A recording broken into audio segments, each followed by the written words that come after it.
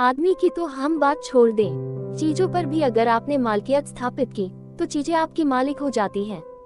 जब आपको एक मकान छोड़ना पड़ता है तो मकान नहीं रोता आपके लिए कि आप जा रहे हैं, आप रोते हैं। आपसे एक कमीज भी छीन ली जाए तो कमीज जरा भी परेशान नहीं होती, आप परेशान होते हैं। वस्तुएं भी मालिक हो जाती हैं। दी पजेसर बिकम्स दी पजेस्ड। वह जो मालिक है वह गुलाम हो जाता है, और जिसका मालिक है उसी का गुलाम हो जाता है। जब समृद्धि और सम्मान से घमंड उत्पन्न होता है तो वह स्वयं के लिए अमंगल का कारण है, और कार्य की सफल निष्पत्ति के अनंतर जब कर्ता का यश फैलने लगे तब उसका अपने को ओझल कर लेना ही स्वर्ग का रास्ता है। और जब कोई काम सफल हो जाए तो इसके पहले कि अहंकार का जन्म हो, कर्ता को ओझल हो जाना चाहिए। अन्यथा सफलता से बड़ी असफलता नहीं है, अन्यथा सफलता से बड़ा नर्क नहीं है, अन्यथा अपनी ही सफलता अपने लिए जहर बन जाती है। मकड़ी जैसे अपने ही भीतर से जाले को निकाल कर बुनती है, वैसे ही हम भी अपने चारों तरफ अपने जीवन का उझाव बुन लेते हैं खुद ही। और कई बार ऐसा हो जाता है कि उस जाले में फंस कर हम ही चिल्लाते हैं कि कैसे मुक्ति हो, कैसे छुटकारा मिले, कैसे स्वतंत्रता संभव हो, ये गुलामी कैसे टूटे। और यह सारी गुलामी हमारा ही निर्माण है। लेकिन निर्माण कुछ ऐसे ढंग से होता है कि जब तक हो ही न जाए हमें पता नहीं चलता।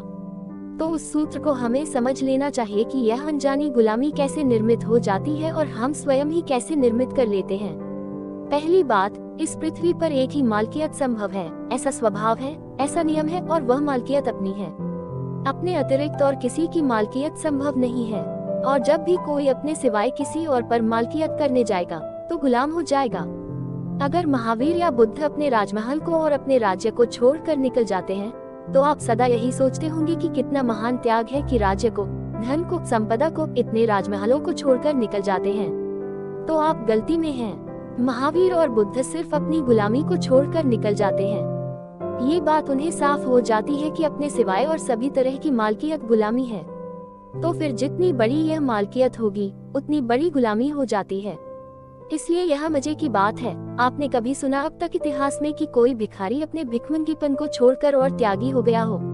किसी भिखारी ने अपना भिक्षा पात्र छोड़ दिया हो और त्यागी हो गया हो? क्या बात है कि भिखारी भिक्षा पात्र नहीं छोड़ पाता और कभी कोई सम्राट अपना साम्राज्य छोड़ देता है। सम्राट तो बहुत हुए हैं साम्राज्य को छोड़ देने वाले, लेकिन भिखारी अब तक इतने साहस का नहीं हो सका कि अपना भिक्षा पात्र छोड़ दे। बात क्या है? असल में भिखारी की गुलामी ही इतनी छोटी होती है कि उसे पता ही नहीं चलता कि मैं गुलाम भी हूँ। सम्राट की गुलामी इतनी बड़ी हो जाती है और इतनी आत्मघाती हो जाती है कि उसे पता चलता है कि मैं गुलाम हूँ। सम्राट के पास साम्राज्य एक कारागृह की तरह खड़ा हो जाता है। भिखारी का भिक्षा पात्र कारागृह मालूम नहीं पड़ता, क्योंकि अभी भी भिखारी अपने भिक्षा पात्र को लेकर कहीं भी चल पड़ता है। अभी कारागृह इतना छोटा है कि हाथ में टांगा जा सकता है, लेकिन एक सम्राट अपने कारागृह को लेकर कहीं भी नहीं जा सकता, कारागृह में ही उसे होना पड़ता है। सम्राट छोड़ सके क्योंकि गुलामी इतनी बड़ी हो गई कि अपनी मालकियत का भ्रम छूट गया। भिखारी नहीं छोड़ पाता, गुलामी इतनी छोटी है कि मालकियत का भ्रम कायम बना रहता है। इसलिए मैं जानता हूँ जैसा वह ऐसा है कि जब तक आपको भ्रम बना रहे कि आप अपनी चीजों के मालिक हैं, तब तक आप समझना कि आप गरीब आदमी हैं। चीजें इतनी कम हैं कि अभी आपको पता नहीं चल रहा है। जिस दिन आपको पता चलना शुरू हो जाए कि अब चीजें मालिक हैं, उस दिन आप समझना कि आप अमीर हो गए हैं। अमीर का एक ही लक्षण है कि पता चलने लगे कि चीजों का गुलाम हो गया हूँ मैं। और गरीब का एक ही लक्षण है कि उसे अभी पता नहीं चलता कि चीजें उसकी मालिक हैं। अभी भी मालिकियत का भ्रम उसे कायम रहता है। लात से कह रहा है कि अगर सच में ही तुम मालिक होना चाहो तो इस तरह के मालिक मत बन जाना कि तुम्हारी चीजों की रक्षा की भी जरूरत पड़ जाए, क्योंकि तब तुम पहरेदार हो जाओगे। और लात से कह रहा है कि जब किसी भी काम में तुम सफल हो जाओ तो इसके पहले कि कर्ता का भाव सघन हो, तुम ओझल हो जाना, कोई जान भी न पाए कि तुमने किया है। लात्से का स्वयं का नाम जब चीन में पहुंच गया, गांव गांव और घर घर में, और लोग लात्से को खोजते हुए आने लगे और रास्ता पूछने लगे कि लात्से कहाँ है, और हजारों मील की यात्रा करके लोगों का आना शुरू हो गया, तो लात्से एक दिन ओझल हो गया।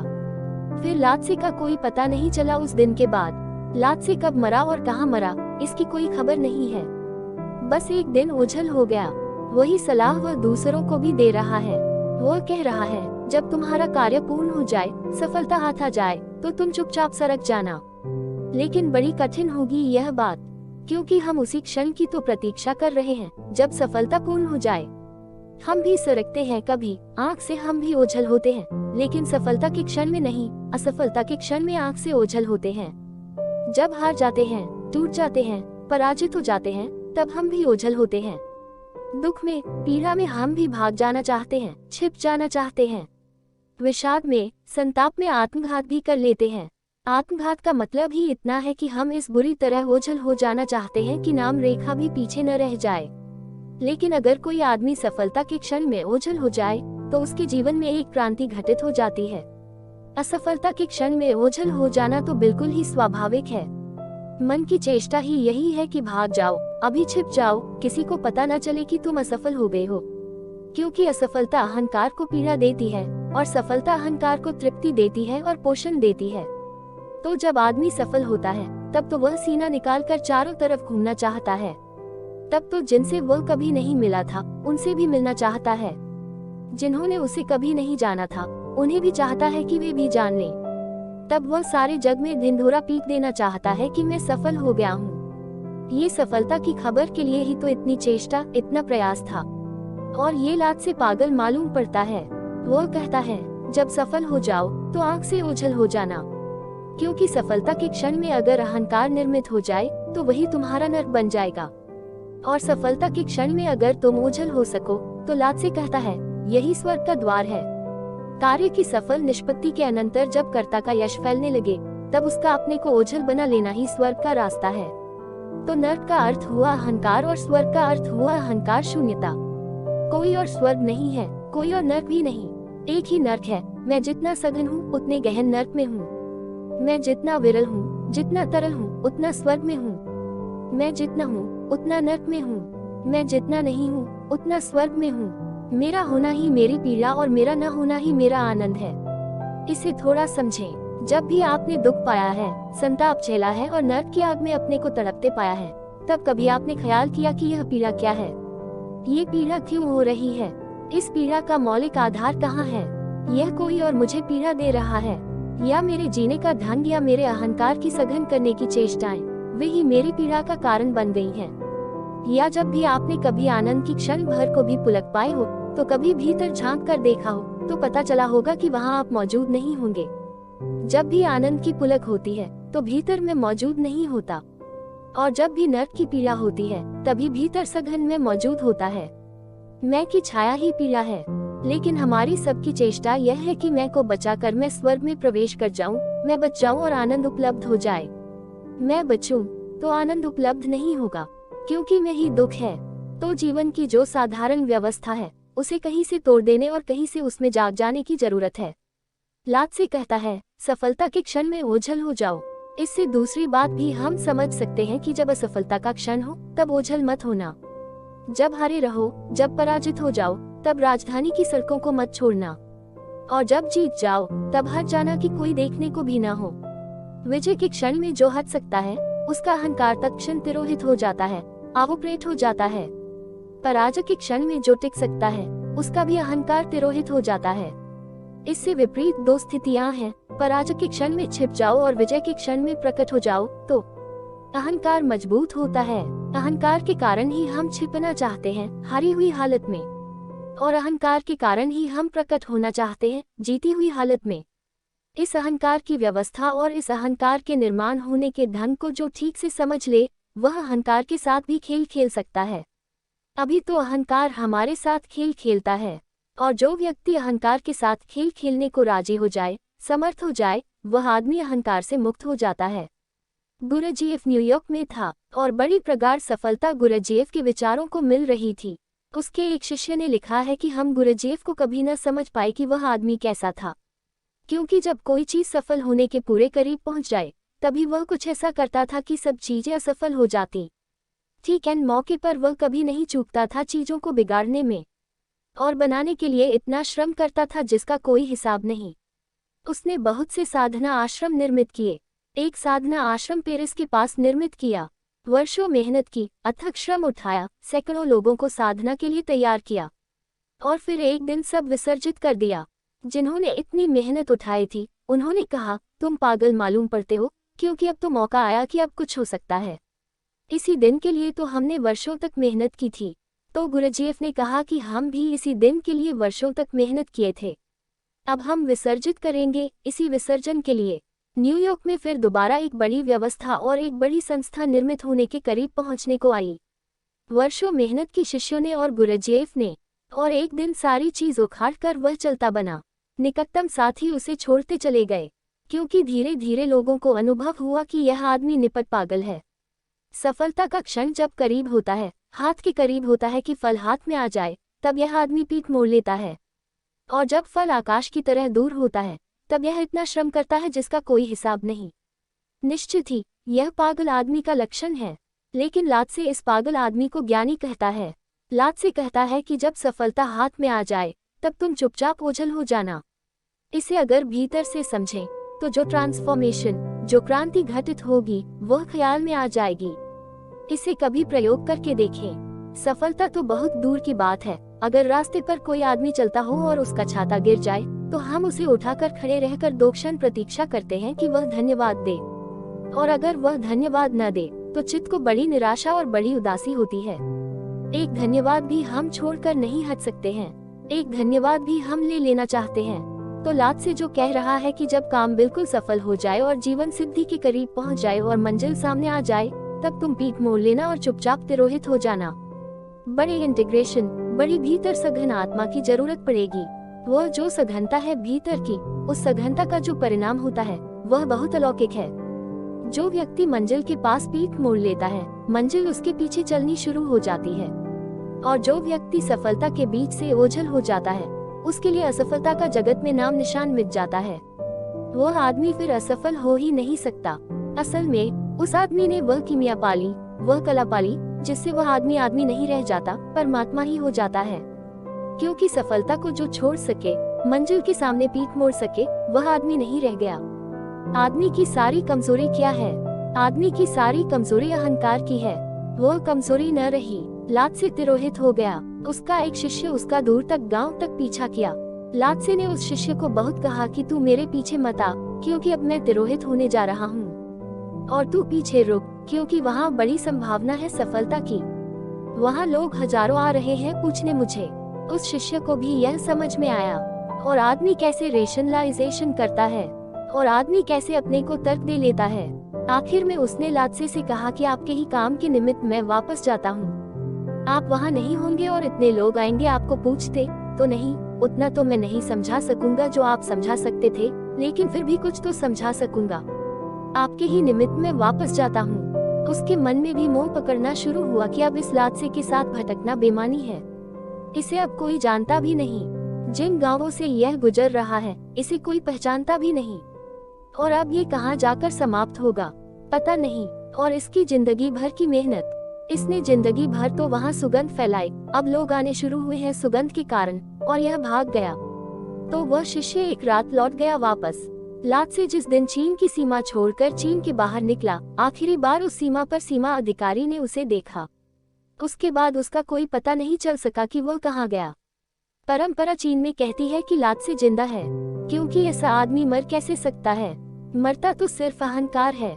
और जिस आदमी ने अहंकार इकट्ठा ही न किया हो, और जब सम्राट उसके चरणों में आकर सिर रखने को आतुर हो रहे थे, तब अपने झोपड़े से भाग गया हो, ऐसा आदमी मर कैसे सकता है? तो लात्से के संबंध में 2 अनूठी बातें कही जाती हैं। एक तो ये कि वह 62 साल की उम्र में पैदा हुआ। माँ के पेट में 62 साल वह था, बूढ़ा पैदा हुआ। और लात्से को प्रेम करने वाले लोग कहते हैं कि ऐसे लोग बूढ़े ही पैदा होते हैं। हम में से अधिक लोग मरते दम तक भी बचकाने ही रहते हैं। अगर हम अपनी तरफ देखें, तो लात्से की बात बहुत उल्टी नहीं मालूम पड़ेगी। 80 साल के आदमी को भी अगर देखें, तो खिलौनों से खेलता हुआ मालूम पड़ेगा। खिलौने बदल जाते हैं, बाकी खिलौने जारी रहते हैं। एक बच्चा है, वह अपनी दूध की बोतल मुंह में दिए चूस रहा है। एक बूढ़ा है, वह अपना चुरुट पी रहा है। मनोवैज्ञानिक कहते दोनों एक ही काम कर रहे हैं, लेकिन बूढ़ा अगर अपनी दूध की बोतल मुंह में दे तो बेहुदा मालूम पड़ेगा। इसलिए उसने तरकीबें ईजाद कर ली हैं। इसीलिए सिगरेट से या चुरुट से जो धुआं आपके भीतर जाता है, वह ठीक वैसी ही गर्म धारा भीतर ले जाता है जैसा माँ का दूध। और वह धारा के जाने का ढंग ठीक वैसा ही है, और वह सुखद मालूम होता है। वह गर्मी सुखद मालूम होती है, उष्णता सुखद मालूम होती है। उष्णता की धार भीतर जा रही है, वह सुखद मालूम होती है। अब इस बूढ़े में और बच्चे में बहुत फर्क नहीं है, और अगर फर्क है तो और ज्यादा नासमझी का फर्क है। बच्चा कम से कम दूध ही पी रहा है, ठीक ही कर रहा है। अगर हम बूढ़े की भी जिंदगी को देखें सामान्यतया, तो हमें पता चलेगा कि वह कहाँ बचपन नहीं बदल पाता। रूप बदल जाते हैं, धन बदल जाते हैं, बचपन जारी रहता है। उन्हीं छोटी बातों पर क्रोध आता है, उन्हीं छोटी बातों पर अहंकार घना होता है, उन्हीं छोटी बातों का लोभ लगता है। उतना ही भय है, उतनी ही वासना है, सब उतना ही जारी रहता है, कहीं कोई अंतर नहीं है। तो अगर हम लादसे की तरफ से समझें, तो उसका मतलब हुआ कि हम में से अधिक लोग बच्चे ही मरते हैं, और लाद से बूढ़ा पैदा होता है, 62 वर्ष का पैदा होता है, ऐसी कथा है। कथा मीठी है, और पूरब ने मीठी कथाएं पैदा की हैं, जो बड़ी अर्थपूर्ण है। क्योंकि लाद से तब तक पैदा ही नहीं होता जब तक प्रौढ़ नहीं हो जाता। जब प्रौढ़ हो जाता है तभी पैदा होता है। और दूसरी बात लाद से के बाबत है कि उसका पता नहीं कि वह कभी मरा ही नहीं। ऐसा आदमी मरता भी नहीं, क्योंकि हमारे भीतर मरने वाली जो चीज है वह हमारे अहंकार के अलावा और कुछ भी नहीं। हम नहीं मरते, पर हमारा निर्मित अहंकार मरता है। जब हम मरते हैं तब भी हमारा अहंकार ही मरता है, हम नहीं मरते। और हमें जो पीड़ा होती है वह हमारे मरने की पीड़ा नहीं है, वह हमारे अहंकार के मरने की पीड़ा है। मरते वक्त जो हमने इकट्ठा किया है वह छिनता है, जो हमने बनाया है वह छूटता है, जो हमने पाया है वह छीना जाता है। एक बात तो तय है कि हमने अपने को नहीं बनाया, और एक बात तय है कि हम मरने में भी नहीं छीने जाते हैं। आपको याद है कि आप जन्म के पहले थे? नहीं है याद, क्योंकि हमें अहंकार के अतिरिक्त और कोई चीज याद ही नहीं है। और अहंकार तो जन्म के बाद सघन होता है, इसलिए हमारी जो याददाश्त है, मनसविद कहते हैं कि वह 3 साल की उम्र के पहले नहीं जाती। ज्यादा से ज्यादा 3 साल की हमें याद आती है। पहली से पहली जो याद है वह करीब 3 और 5 साल के बीच की होती है। क्यों? हम 3 साल भी तो थे, कोई याद नहीं बनती, क्योंकि 3 साल हमारे अहंकार को निर्मित होने में लग जाते हैं। इसलिए बहुत मजे की बात है कि बच्चे अक्सर झूठ बोलने में और चोरी करने में जरा भी तकलीफ अनुभव नहीं करते। उसका कारण यह नहीं है कि वे चोर हैं और झूठे हैं। उसका कुल कारण इतना है कि अभी वह अहंकार निर्मित नहीं हुआ जो मेरे और तेरे का फासला कर पाए। इसलिए जिसको हम चोरी समझ रहे हैं, बच्चे के लिए शुद्ध समाजवाद है। अभी फासला नहीं है कि यह मेरा है और ये तेरा है, अभी मैं निर्मित नहीं हुआ है। इसलिए हम जिसे चोरी कह रहे हैं वह हमारे अहंकार के कारण कह रहे हैं। और बच्चे के लिए अभी सभी चीजें जो उसकी पसंद पर जाए उसकी है। अभी पसंद सब कुछ है। अभी वह अहंकार निर्णय करने वाला नहीं बना कि जो कहे यह मेरा है और ये तेरा है। बच्चे को झूठ और सच में भी अभी फर्क नहीं है, क्योंकि बच्चे को सपने में और सच्चाई में फर्क नहीं है। तो अक्सर बच्चे सुबह उठते हैं और रात सपने में जो खिलौना उनका टूट गया उसके लिए सुबह रोते मिल जाते हैं, या सपने में जो खिलौना खो गया उसके लिए वे सुबह रो सकते हैं और तड़प सकते हैं कि वह खिलौना कहाँ गया, क्योंकि अभी स्वप्न में और सत्य में भी फासला नहीं है।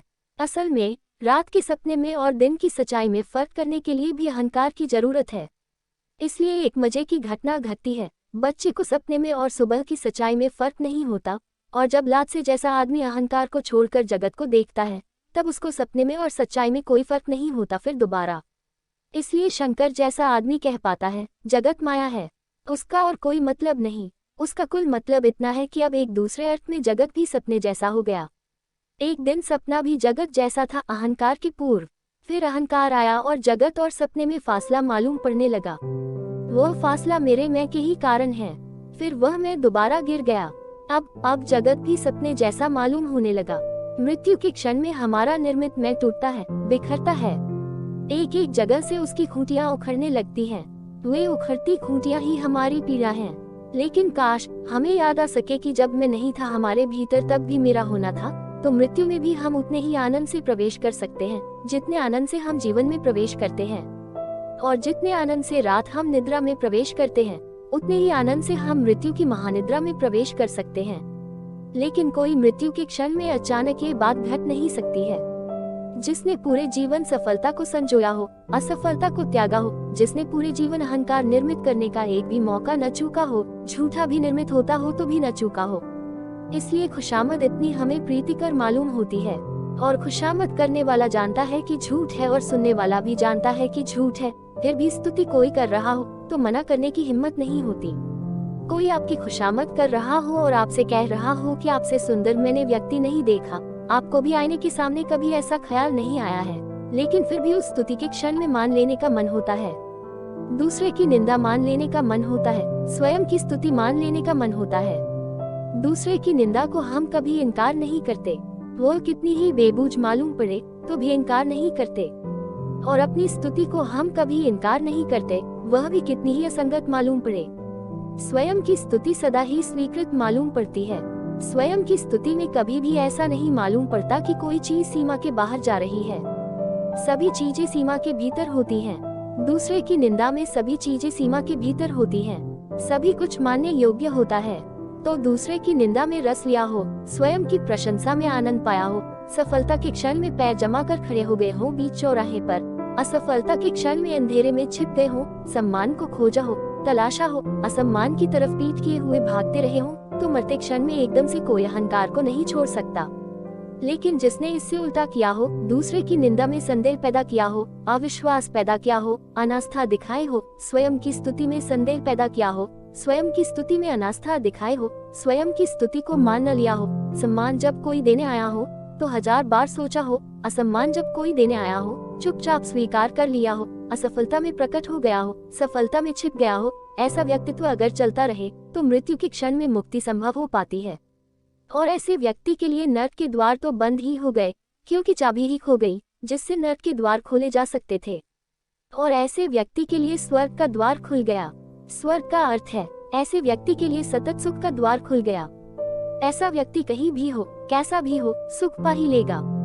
ऐसे व्यक्ति से सुख छीनने का उपाय ही नहीं है। ऐसा व्यक्ति हमेशा ही सुखद पहलू को खोज लेगा और दुखद पहलू को उसकी आंख पकड़ ही नहीं पाएगी। ऐसा व्यक्ति कंकड़ पत्थरों में भी हीरे देख लेगा और ऐसे व्यक्ति को कांटों में भी फूल खिल जाते हैं। और ऐसे व्यक्ति के लिए अंधेरा भी प्रकाश हो जाता है और मृत्यु परम जीवन। इसलिए मैंने कहा कि जीवन गणित नहीं, एक पहेली है। गणित इसलिए नहीं कि गणित में 2 और 2 4 होते हैं। पहेली में इतना आसान हिसाब नहीं होता। पहेली में गणित कहीं चलता है, परिणाम कुछ होते हैं। पहेली में परिणाम विपरीत हो जाते हैं, लेकिन पहेली का भी अपना सूक्ष्म गणित है। लात से उसी की बात कर रहा है, और जो इस पहेली को समझाना चाहे उसे उस सूक्ष्म गणित को समझ लेना चाहिए। जैसे समझे कि अगर कोई शिकारी पक्षियों को तीर मारने की कला सीख रहा है तो पक्षियों को आकाश में उड़ते हुए पक्षियों को तीर मारने में एक सूक्ष्म गणित का उपयोग करना पड़ता है। क्योंकि पक्षी जहाँ है, अगर आपने वहाँ तीर मारा तो आपका तीर कभी भी नहीं लगेगा। पक्षी जहाँ होगा कुछ क्षण बाद, वहाँ आपको तीर मारना पड़ेगा। पक्षी अभी आकाश में मेरे आँख के सामने है। अगर मैं सीधा वही तीर मारूं तो पक्षी तो तब तक हट चुका होगा जब तक मेरा तीर पहुंचेगा।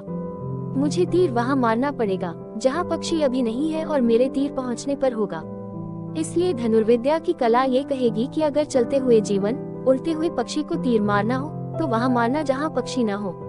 अगर वहां मारा जहां पक्षी है तो तीर व्यर्थ चला जाएगा। यह उसकी पहेली हुई। अगर मृत पक्षी बांध कर रखा हो वृक्ष में तो वही तीर मारना जहां पक्षी है। मृत गणित सीधा चलता है, जीवन का गणित सीधा नहीं चल सकता। लात से कहता है अगर सफलता चाहिए हो तो सफलता से बचना, असफलता चाहिए हो तो सफलता को आलिंगन कर लेना। लात से कहता है अगर मिटना हो, मरना हो तो जीवन को जोर से पकड़ना, और अगर जीना हो तो जीवन को छोड़ देना, पकड़ना ही मत। और इस जगत में अगर सुख पाना हो तो सुख की तलाश ही मत करना और सुख को टटोलते मत रहना। अगर ऐसा किया तो दुख मिलेगा। अगर सुख पाना हो तो दुख को टटोलना और दुख को खोजना। जो सुख को खोजेगा है वह सुख को खो देता है, जो दुख को खोजता है वह दुख को खो देता है। जो सुख को खोजता है वह दुख को पा लेता है, और जो दुख को खोजने निकल पड़ता है उसे दुख कभी मिलता ही नहीं है। इसे हम ऐसा देख पाएं तो हमारे जीवन का पूरा रास्ता और ढंग का हो जाए, और हमारे कदम और ढंग से उठे, और हमारे देखने की, सोचने की, हमारा पूरा दर्शन, हमारी पूरी दृष्टि और हो जाए। ऐसी दृष्टि जब किसी की हो जाए तो उसे मैं सन्यासी कहता हूँ। लेकिन हम तो जिसे सन्यासी कहते हैं वह भी संसारी के गणित से सोचता है, वह भी परमात्मा को खोजने निकलता है। ध्यान रहे, जो परमात्मा को खोजने निकला जितनी ताकत से खोजने निकलेगा उतना ही पाना मुश्किल है। ये गणित सिर्फ धन के लिए ही लागू नहीं होता, ये धर्म के लिए भी लागू होता है। परमात्मा कोई ऐसी चीज नहीं है कि आप उठाए लकड़ी, रखे कंधे पर और निकल पड़े तो आपके हाथ में लकड़ी ही रह जाने वाली है, परमात्मा नहीं मिलेगा। परमात्मा कोई वस्तु नहीं है कि आप खोजने निकल पड़े। परमात्मा एक अनुभव है, जब आप नहीं होते, खोजने वाला नहीं होता, तब प्रकट होता है। तो जो खोजने निकला है वह मुश्किल में पड़ जाएगा, क्योंकि खोजने में तो खोजने वाला मौजूद ही रहता है। इसलिए सन्यासी का अहंकार बहुत सघन हो जाता है, भयंकर हो जाता है। परमात्मा को खोज रहा है, अगर आप उससे कहेंगे तो वह कहेगा तुम क्या हो, तुच्छ। संसार की चीजें खोज रहे हो, दो कौड़ी की। हम अमूलक रतन खोज रहे हैं और तुम क्षणभंगुर सुखों में पड़े हुए पापी हो, और हम मोक्ष खोज रहे हैं। तो स्वाभाविक उसकी अकड़ तेज हो जाए, वह आपके साथ न बैठ सके, उसे सिंहासन पर बिठाना पड़े। ये बिल्कुल स्वाभाविक है। ये स्वाभाविक है इसलिए कि संसार का ही गणित काम कर रहा है, अभी भी वही काम कर रहा है। मैं एक जापानी फकीर ताता सुसु के जीवन को पढ़ता था। ताता सुसु को आकर अगर कोई उसकी स्तुति करे तो ताता सुसु सुन ले सारी बात और फिर कहे कि मालूम होता है तुम किसी और आदमी के पास आ गए, क्योंकि तुमने जितनी बातें बताई इनमें से कोई भी बात मुझ में नहीं है। मालूम होता है तुम किसी और से मिलने निकले थे और किसी और के पास आ गए। मैं वह आदमी नहीं हूँ। और वह इतनी निष्ठा से कहता कि कई बार अपरिचित आदमी तो मान ही लेते कि माफ करिए, तो आप वह नहीं हैं, ताता सुसु आप नहीं हैं। हम तो ताता सुसु समझकर ही आपके चरणों में आ गए। तो ताता सुसु कहता कि नहीं, तुम्हें किसी ने गलत रास्ता बता दिया। अगर ताता सुसु की कोई निंदा करते आता और ऐसी बातें भी कहता जिनसे उसका कोई संबंध नहीं, तो ताता सुसु स्वीकार कर लेता। वह कहता कि ठीक ही कहते होंगे। ताता सुसु के मरने के बाद ही पता चला कि उसने न मालूम कितनी झूठी निंदाओं में हाँ भर दी थी, और यह भी पता चला कि वह निंदा करने वाले को कहीं ऐसा न लगे कि इसने झूठी ही हाँ भर दी है, तो वह सब तरह के उपाय भी करता था कि निंदा करने वाला तृप्त होकर जाए कि निंदा उसने की तो ठीक ही की है। एक आदमी आया है ताता सुसु के पास और वह कहता है कि मैंने सुना है कि तुम बहुत क्रोधी आदमी हो। तो ताता सुसु के पास में एक डंडा पड़ा है, वह डंडा उठा लेता है और आग बबूला हो जाता है और उसकी आंखों से आग निकलने लगती है।